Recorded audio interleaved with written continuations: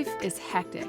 Maybe you can relate to Timberly here's frustration. Now more than ever, it's so important to have a devoted space in your life that's completely void of distraction. Today we're going to explore creating a Zen garden that integrates all 4 elements: earth, water, air, and fire. Now this is a high-impact change that's super affordable. Something I really love about it is that it's easy to carve out space for this garden in a big backyard, and it's just as easy to do this in a petite apartment patio.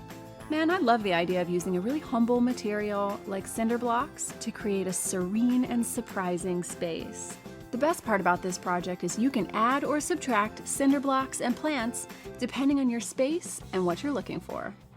This humble pot is what makes this project so perfect.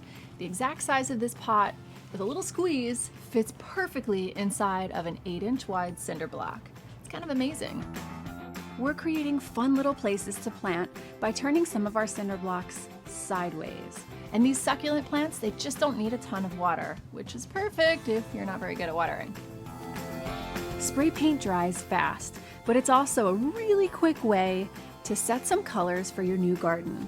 You can cut chicken wire and shove it down into the bottom of your cinder block holes. Now this will allow your planters to tuck right in and not fall out the bottom.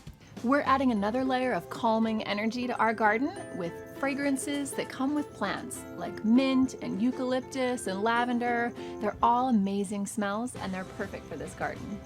Add a beautiful bowl on top of a block. Pour some water in, or float a flower or some floating candles in it. There you have it. A beautiful, peaceful garden that doesn't require a lot of effort. Now all you have to do is take in the breeze and just breathe.